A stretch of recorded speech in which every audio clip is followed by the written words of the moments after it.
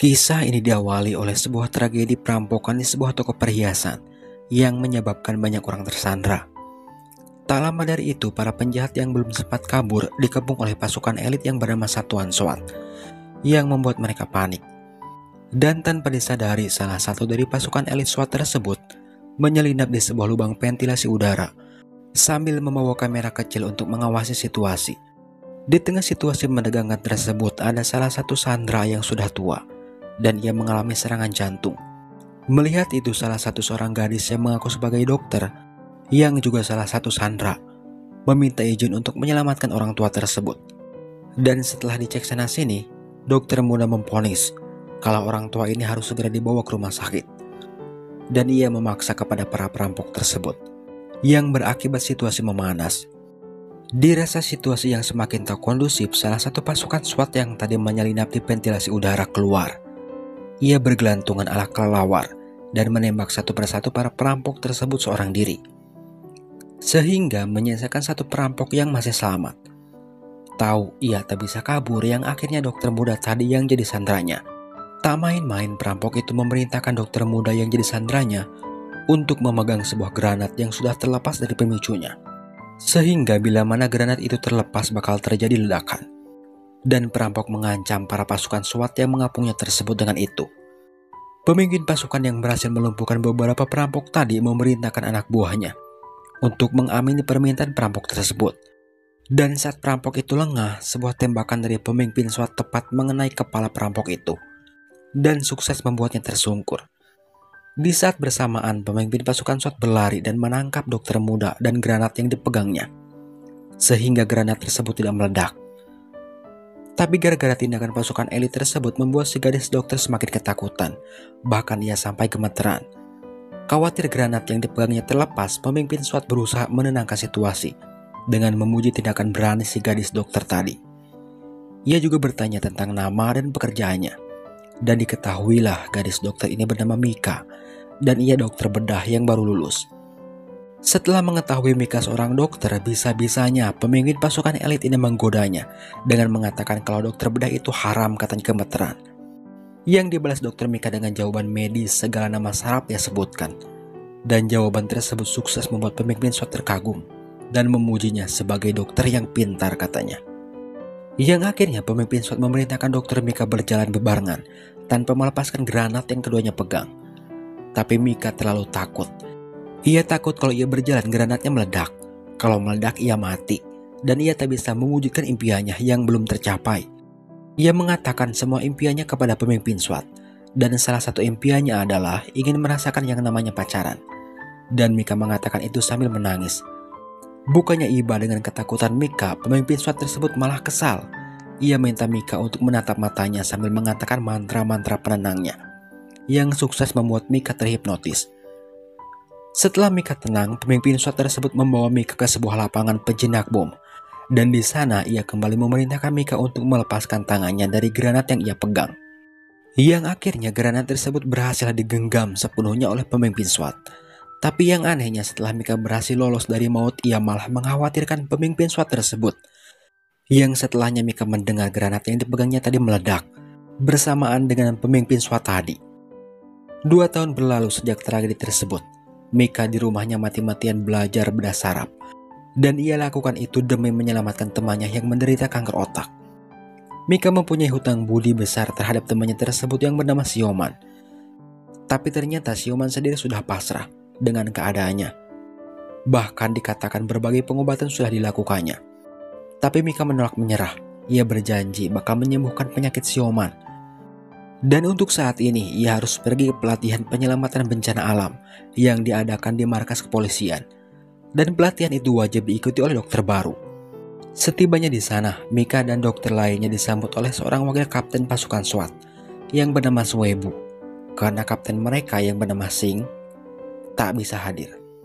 Setelah kultum yang diberikan Su, Mika dan dokter lainnya digembleng dengan latihan fisik yang sangat melelahkan. Ya, itu berlaku untuk dokter yang patuh taat aturan. Tapi untuk Mika dan temannya, itu tak berlaku. Dengan cerdiknya ia beralasan sedang palang merah. Mendengar alasan keduanya tersebut membuat wakil kapten SWAT tersebut bergidik. Walhasil Mika dan satu temannya berhasil lenyek-lenyek di atas penderitaan dokter lainnya. Keduanya malah bergosip tentang Kapten SWAT yang katanya lebih galak dari wakilnya. Temannya Mika juga mengetahui banyak hal tentang kapten tersebut, termasuk berbagai prestasi yang sudah diraihnya. Mika tak tertarik mendengar prestasi Singh yang diceritakan temannya itu, karena menurutnya Kapten Singh tidak ada apa-apanya dibandingkan dengan pemimpin pasukan SWAT dulu yang pernah menolongnya. Sedangkan orang yang keduanya bicarakan sekarang sedang melakukan simulasi pembajakan sebuah pesawat. Konyolnya, bukannya tegang dengan simulasi tersebut, para pramugari yang terlihat malah gagal fokus. Mereka sibuk mengagumi kegantengan Kapten Singh. Bukan itu saja, setelah simulasi itu berakhir, para pramugari tersebut berebut meminta WeChat-nya. Kembali ke Mika yang kembali berulah. Ia kabur dari pelatihan yang sekarang ia berada di pinggir jalan. Mencoba meminta tumpangan kepada mobil yang lewat, tapi tak ada satupun yang mau berhenti. Sampai akhirnya ada satu mobil yang mau memberi Mika tumpangan. Dan tahu mobil siapa itu? Yaitu mobil Kapten Singh, sekaligus pemimpin pelatihan yang dilakukan Mika. Dari seragamnya saja sudah pasti Kapten Singh tahu kalau itu anak didiknya. Ia sengaja tidak mengatakan namanya. Ia hanya mengatakan profesinya sebagai polisi. Dan yang membuat Singh kaget adalah saat ia mengetahui nama Mika. Ia langsung teringat tentang masa lalunya, yang ternyata pemimpin SWAT yang menyelamatkan Mika dulu adalah dirinya. Tapi Singh tak mengungkit itu. Ia malah senang banyak bertanya tentang pelatihan Mika. Mika mengatakan aktivitas pelatihannya bersama wakil Su yang katanya galak, dan yang konyolnya ia malah membandingkan Su dan Singh. Lebih parah lagi, ia malah bersyukur ketika Kapten Singh tidak hadir yang katanya lebih galak dari wakil Su, yang Mika tak tahu kalau orang yang ia jelek-jelekan tersebut ada di depannya. Tapi lagi-lagi Singh lebih memilih diam. Ia lebih memilih menelan kekesalannya sendiri. Sampai akhirnya Mika sampai di tempat tujuan, yaitu rumah sakit. Usut punya usut, Mika ke sana hanya untuk menonton operasi seorang dokter yang sedang melakukan studi banding ke rumah sakitnya. Dan lagi-lagi Mika nekat, ia menyamar sebagai dokter spesialis untuk mencuri ilmu dari dokter tersebut. Sampai akhirnya Mika benar-benar melihat aksi seorang dokter hebat di meja operasi. Mika melihat bagaimana tenangnya saat pasien kejang-kejang. Dan Mika juga melihat betapa tenangnya saat dokter itu melakukan operasi di tengah rekan dokternya yang panik. Sampai akhirnya operasi tersebut benar-benar sukses. Dan dokter ini bernama Dr. So. Tak hanya menjadi idola bagi rekan seprofesinya, Dr. So juga dibekali dengan sifat rendah hati. Dengan menyemangati rekan seprofesinya untuk giat berlatih. Karena Dr. So sendiri bisa sehebat itu karena banyak berlatih katanya. Tapi ternyata sifat Dr. So berbeda ketika Mika meminta bantuannya. Bahkan direspon tidak peduli dan dingin. Sampai akhirnya Mika to the point mengatakan kondisi Sioman yang memprihatinkan. Dan itu sukses membuat hati nurani Dr. So tersentuh. Dr. So meminta nomor telepon Mika beserta riwayat medis Sioman. Dan berkat itu Mika tak henti-hentinya berucap terima kasih kepada Dr. So. Malamnya Kapten Singh menunggu Mika di sebuah supermarket dengan tampang kesal. Tambah kesal lagi saat ia melihat anak pelatihannya sedang asik nongkrong sambil bergosip tentang betapa bangganya mereka ngibulin wakil Su dan berhasil bolos. Singh yang melihat mereka jadi curiga kalau Mika juga ada di sana. Dan benar saja Mika ada di sana. Tapi Singh tidak langsung membuka identitasnya. Ia pura-pura bertemu di sana. Dan Mika pun belum tahu tentang orang di depannya tersebut selain pahlawannya tadi. Dan untuk ucapan terima kasihnya, Mika membayar semua belanjaan Kapten Singh. Dan setelahnya keduanya pulang bersama ke markas. Tapi sesampainya di sana Mika dikagetkan dengan wakil Su yang memanggil pria yang di sampingnya dengan sebutan Kapten. Dari situlah Mika menyadari kalau pahlawan tadi siangnya itu adalah Kapten Singh. Apalagi saat Mika mendengar bentakan Singh kepada Su yang langsung membuat Mika menggigil. Yang akibatnya Mika dan beberapa orang yang menongkrong di supermarket tadi Singh kumpulkan dan menghukum mereka. Sebelum hukuman itu dilakukan, Singh menceramahi mereka kalau mereka tidak serius, mereka dipersilahkan pulang. Tapi tak ada dari mereka yang berani melakukan itu. Mereka hanya diam ketakutan. Setelah menjalankan hukuman dari Singh membuat Mika kesal. Ia kesal lantaran merasa dikerjain oleh Singh. Ia merasa kalau Singh baik kepadanya tadi sengaja untuk mempersiapkan siksaan yang dirasakan Mika barusan. Dan menganggap Singh itu licik. Tapi kekesalannya barusan berubah menjadi kepanikan saat ia menyadari kalau Singh lah yang berhak meluluskan pelatihannya tersebut. Yang akhirnya keesokan harinya Mika mundar-mandir di depan ruangan Sing. Ia bingung harus mulai dari mana. Padahal simpel saja, ia hanya perlu mengatakan maaf saja kepada Sing. Tapi kalimat tersebut mendadak hilang di otak Mika saking paniknya.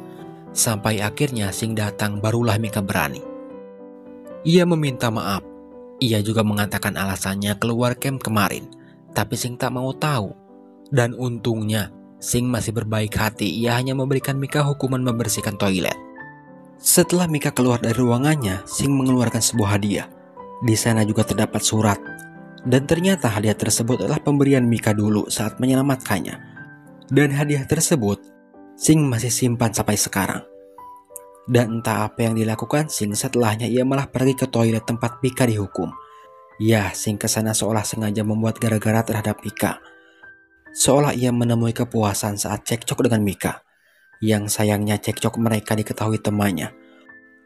Walhasil, Sing terus-menerus digodanya. Yang membuat Sing selalu terlihat kalau setiap langkahnya mendadak salting. Dan untuk menyembunyikan kesaltingnya tersebut, ia menggunakan kekuasaannya sebagai kapten untuk menghukum temannya tersebut. Tak cukup sampai di situ keisengan dari kapten ganteng ini. Itu terjadi saat berada di pelatihan yang saat itu materi yang diberikan Sing tentang memakai tandu yang baik dan benar. Dan Mika dibuat kesal olehnya saat ia terus-menerus dibuat kelinci percobaan oleh Sing. Dan pelatihan selanjutnya yang diberikan Sing kepada semua dokter baru, yaitu tentang menurunkan korban dari atas ketinggian dengan menggunakan tandu yang berisi boneka. Semua tim gagal melakukan latihan tersebut termasuk Mika, padahal Mika berhasil menurunkan korban dengan selamat, tanpa terjatuh seperti yang dilakukan teman dokter lainnya. Dan lagi-lagi Mika menuduh Sing curang, dan menganggap Sing tak meloloskannya lantaran punya dendam pada Mika. Yang akibatnya, lagi-lagi Mika dan Sing terlibat cekcok. Sampai akhirnya Sing memperlihatkan kesalahan yang dilakukan Mika saat menjalankan latihannya tadi. Sing melakukan apa yang Mika lakukan sedangkan Mika menjadi korban yang ditandu. Yang akhirnya Mika merasakan benturan-benturan saat ia diturunkan dari atas ketinggian. Dan itulah kesalahan Mika. Kalau itu dilakukan pada orang sakit, bukannya mendapat pertolongan yang ada malah koin pasiennya. Walaupun mengakui kesalahannya, pada kenyataannya Mika masihlah kesal. Ia sampai tak mau baik-baik memberikan helm kepada Sing. Dan setelah melihat Sing menangkap helm pemberian Mika tersebut, spontan membuat Mika gemetar. Dan Sing melihat itu sambil mengatakan kalau dokter bedah haram, katanya gemetar. Seketika Mika teringat dengan perkataan tersebut. Tapi ia masih tidak ngeh kalau Kapten Shin lah yang mengatakan itu saat menyelamatkannya dulu. Yang setelahnya Sing memerintahkan Mika untuk menemuinya. Tapi setelah menunggu lama, Sing tak kunjung melihat Mika datang. Dan itu membuatnya kesal. Dan kekesalannya ia luapkan dengan cara bermain basket sambil marah-marah. Usut punya usut, Mika kembali berulah. Ia kembali kabur dari pelatihan. Tapi sebenarnya Mika melakukan itu bukan tanpa alasan. Ia mendapatkan kabar baik tentang pengobatan Sioman. Yang akhirnya ia memutuskan untuk kabur. Karena kalau ia izin terlebih dahulu kepada Sing, mustahil bakal mengizinkannya. Dan gara-gara ulahnya tersebut, saat Mika kembali ia sudah ditunggu oleh Sing, yang langsung to the point mengeluarkan Mika dari pelatihan. Bukan Mika namanya kalau menerima itu begitu saja. Jelas ia menolak. Yang berakhir keduanya kembali cekcok. Yang entah sudah keberapa kalinya. Mika menolak pergi sedangkan Sing bodoh amat. Yang pasti Sing tak akan membiarkan Mika lulus. Dan keesokan harinya latihan selanjutnya akan dimulai. Sing membuatkan kelompok untuk anak didik pelatihannya. Tapi khusus untuk Mika, Sing tidak mengikut sertakannya ke kelompok manapun. Mika benar-benar dicuekin habis-habisan. Ia benar-benar tak dianggap. Dan gara-gara itu membuat Mika kesal. Yang tak lama setelahnya ia ditemui wartawan yang sedang meliputi SWAT yang sedang latihan. Yang ternyata wartawan tersebut adalah teman baik Mika. Dan Mika curhat kepadanya. Ia ngedumel tentang ngambeknya Kapten Shin barusan. Mika ngeluh, ia capek katanya. Terus-menerus memohon pengampunan dari Kapten Shin, yang rencananya akan Mika lakukan lagi. Di tengah curhatannya tersebut, Mika dan si gadis wartawan tanpa sengaja melihat seorang kakek, yang kakeknya sedang terluka. Kakek tersebut bernama Pamanli, dan Pamanli ke markas bertujuan mengantarkan sesuatu. Merasa kasihan, yang akhirnya sisi baik dari Mika terenyuh. Ia mengantarkan Pamanli sampai ke rumahnya, yang ternyata rumah Pamanli tersebut ada di pedalaman. Sampai akhirnya Mika bisa mengantarkannya tapi tak bisa pulang. Lantaran ia tersesat di hutan pegunungan. Diperparah saat itu hari sudah malam dengan kondisi hujan rintik-rintik yang berakibat jalanan licin dan Mika jatuh. Sedangkan Kapten Sing sendiri pada kenyataannya tak bisa tidur. Ia masih memikirkan Mika. Ia teringat saat tragedi perampokan dulu. Ia ingat saat Mika ketakutan saat diselamatkannya. Saat Mika tak mau mati lantaran impiannya belum terwujud. Dan bayangan tersebut sangat mengusik Sing. Yang akhirnya ia memutuskan untuk mencari angin segar keluar. Yang tanpa sengaja bertemu dengan segadis wartawan sedang hujan-hujanan tengah malam. Dan segadis wartawan tersebut cerita tentang Mika yang belum pulang saat mengantarkan Paman Lee. Saat itu juga Sing panik. Ia mencari Mika ke hutan. Terlihat sekali Sing sangat mengkhawatirkan Mika. Sampai akhirnya Sing menemukan Mika di tepi jurang dengan kaki yang sudah terluka. Tak menunggu lama Sing langsung menggendongnya dan membawanya ke ruangan perawatan. Hari itu sepertinya hari paling sial buat Mika. Bagaimana tidak, diusir dari pelatihan sudah. Kakinya terluka juga sudah. Dan sekarang ia mendapat semprotan dari mulut pedas Kapten Sing yang katanya Mika itu sok tahu. Orang baru mau sok-sokan ngantar Paman Lee katanya. Tapi setelahnya nada bicara Sing mulai pelan. Ia mempertanyakan kondisi Sioman dan itu membuat Mika kaget. Bagaimana bisa tahu Sing tentang Sioman? Yang akhirnya terjawab, segadis wartawanlah yang cerita semuanya. Sing juga meminta Mika untuk tak dulu latihan. Mendengar itu membuat Mika tersenyum, lantaran ia tak jadi diusir. Begitupun dengan Sing, ia pergi meninggalkan Mika dengan wajah yang berseri-seri. Sejak kejadian semalam, Kapten Sing mulai protektif terhadap Mika. Ya, contohnya saja saat pembagian grup ulang. Mika tak Sing biarkan diawasi oleh bawahannya, melainkan Sing langsung yang mengawasinya. Dan seperti biasa ketika saat di depan Mika, sifat sok cool dari Shin terus-menerus muncul. Seolah sengaja ingin memperlihatkan kepada Mika kalau ia itu cowok sempurna. Ada yang lebih aneh lagi. Itu terjadi saat Sing meminta para dokter baru untuk berlatih yang berhubungan dengan pelatihan tambang. Mungkin tadinya Sing berniat melatih Mika dan kembali caper. Tapi ia berakhir kesal lantaran Mika sudah meminta bantuan bawahannya terlebih dahulu. Tak hanya sampai di situ. Shin juga semakin kesal saat Mika terus-menerus memberikan perhatian kepada bawahan Shin yang diketahui bernama Instruktur Lu dengan memberikannya satu porsi makanan. Padahal Mika hanya berusaha mengucapkan rasa terima kasihnya karena sudah melatih Mika tadi. Dan tahu apa yang terjadi selanjutnya? Di belakang Mika, Lu di smackdown sama Shin sambil menyindir, "Kenyang gak lu makannya?" Gitu katanya.